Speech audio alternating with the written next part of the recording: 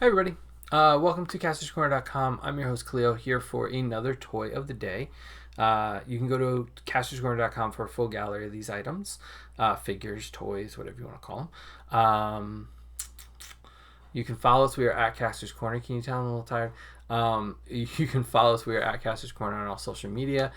You can check out our new item shop up on TeePublic. The link's down below. You can follow us, or you can listen to the Cornercast podcast. Just busy. It's just busy. Kornercast podcast every Monday night on Apple Podcasts. And we're continuing our beginnings series this week to celebrate missing Comic-Con and the things that created the collector that you have gotten to know over the past 220 some odd days here on our YouTube channel. So one of the most important franchises, licenses in my collecting life has been the Thundercats line. It has defined me. It has been one of the things that I come back to every time I will watch anything that's Thundercats.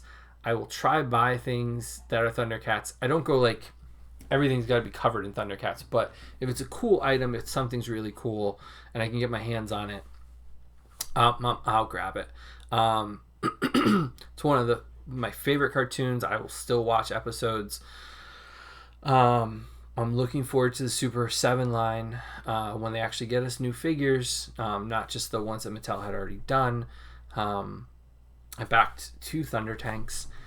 So I have a real passion for this line. I want to see it succeed, and it always falls short just a little bit.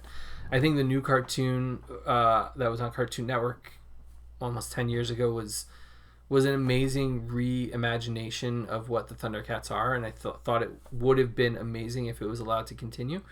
The Thundercats line from the 80s was good, and I had them all, but I don't think they've held up. I think there's better versions. The mini line that Cat Slayer is part of is one of my favorite things in the world. But I do have the actual cats. Both versions of Tigra. For some reason they did action features still work. For some reason they did a beefy Tigra and a skinny Tigra. I'm not sure why. Both had similar action features. This one doesn't work as well. The lever in the back, they had levers. Doesn't work as well, but this one does.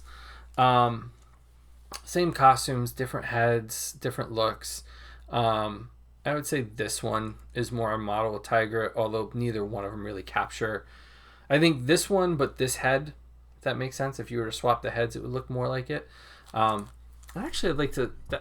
They asked the guys behind the toys that made us if they'd ever do a Thundercats episode, and there wasn't enough drama or thought behind it to warrant an episode by itself. And if they ever did like a catch-all episode, they might be included, but probably not on its own. But I'm always curious like why this happened. So if anybody out there knows, please tell below. Panthro was by far my favorite character, and his action feature doesn't work as well. He's supposed to have both arms that kind of go back and forth, but love Panthro. Actually, this might be my Panthro. This might be the original for my collection. I think I kept Panthro. I can't be 100% sure though. Lion-O, with his action feature, they came with these trigger things that were supposed to light up their eyes, and I haven't tried this, but I got batteries, so why not give it a shot, right? That doesn't look like that fits. That looks way too big. Were batteries different in the 80s? They're different sizes? That can't be right. Double A is a double A, right? That doesn't look like it fits. I got a couple of them, so we'll try it as I'm talking. So Thundercats really did capture like my imagination. and really made an impact on my growing up. And no, these things are not lighting up anymore, even with new battery. This one has a battery in it. Jeez. This one actually has a battery in it.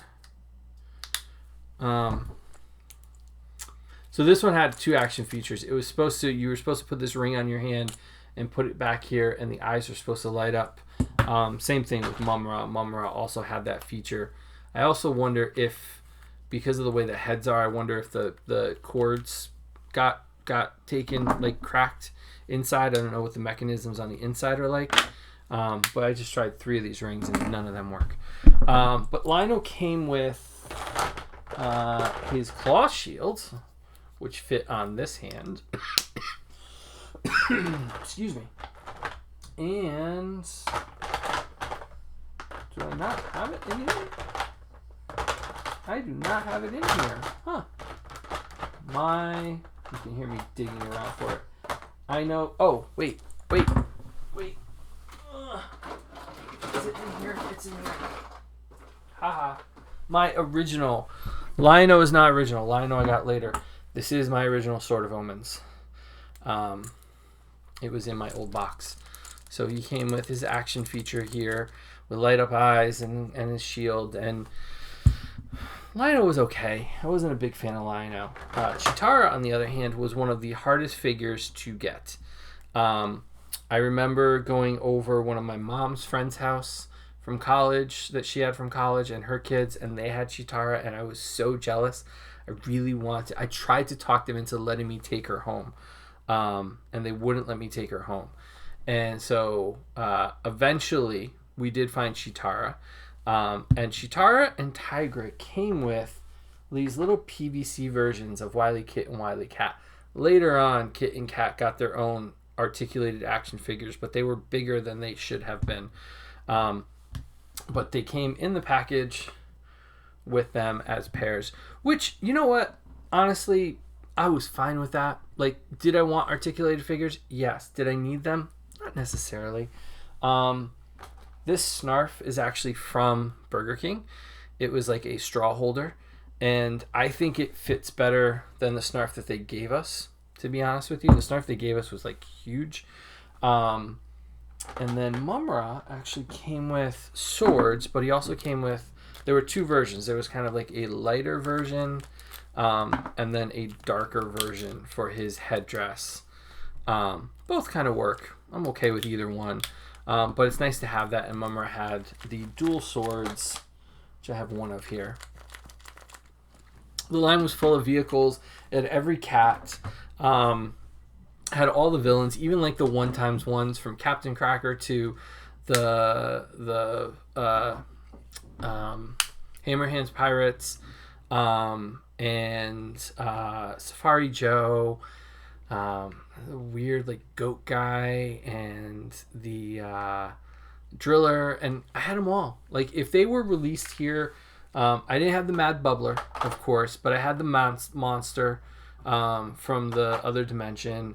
And it wasn't until I even have like Panthera's nunchucks, and I kept Chitara's staff, and I don't have Tiger's whip. But when I tracked these back down, I tracked down Lino and Chitara, who was broken, a couple Tigers, Mumra. I tracked down as much as I possibly could, and then I looked out, because I was able to actually pick up a Jaga. So Jaga is one of those characters that I never had growing up, because he was part of Wave 3 that had a very limited release here in the US, but was pretty available overseas, I think in Europe. So as a kid, I never had Jaga, Lynxo, Bengali, and Pumaira. Never had them. They are very cost prohibitive. They are in the hundreds for each one of them, loose. And so I never got my hands on them, but growing up, I always wanted a Jaga. And a little funny side story, growing up, I somehow looked up, without a computer, I don't know how I did it. I really don't. I really wish I remember how the steps, how it actually went. But they used to have the 1-800 number for directories, which was like 1-800-555-1212. And you could look up toll-free numbers by calling that number. It was information for toll-free numbers. There's my chair. And so I called up one day, and you didn't have to have a city or state. You just had to have a name because there were so few 1-800 numbers back then. You didn't have to have a city or state or anything. You can just give them the name of the company, and they would look it up for you. So I called one day and got the number for LJN. And, I have the Astro Remote Monster I have the little Thundercats booklet. So I had the Sword of Omens, I had the Thunder Tank, the Sky Driller, the Nose Diver and the Sky Cutter. So I love having these things, I really do. For Christmas one year, Tita got me all of them, except for Chitara. She bought me everything. Tank, everything. It was another magical moment. But I remember calling LJN and asking for the person in charge of Thundercats. And maybe I talked to them, maybe I talked to their secretary or their assistant or whatever it was. But I remember giving them ideas. And I wanted a Thundercats video game. So I called Nintendo, and I called them, and I would call them periodically just to shoot the breeze and talk about what options we would have as people who wanted to see it. And it's just what I did. DJ Jesse and I had a conversation about like how ingrained this stuff is for me. And you know, I really do believe it goes a little bit deeper for me. It's ingrained a little more in my soul than a lot of other people. I was doing this kind of stuff way back then. I was setting up video cameras and sitting in front of them and videotaping my action figures, and I showed you the photographs I used to take, and calling the toy companies to try to give them ideas on how to make the line better. So you can check out a full gallery of my old Thundercat figures. You can see the action figures work right here on Kastor'sCorner.com. You can check out our item shop up on TeePublic.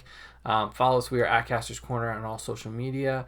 And you can check out the Cornercast podcast every Monday night on Apple Podcasts.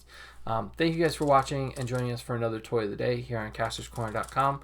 And, hit the subscribe button. The more of you that subscribe, the more cool things we get to do, and then we get to share them with you. And that's the best part of this, is being able to share these stories with you guys. So thank you guys for watching, and we'll see you tomorrow for an all-new Toy of the Day here on Kastor'sCorner.com. Have a good night, everybody.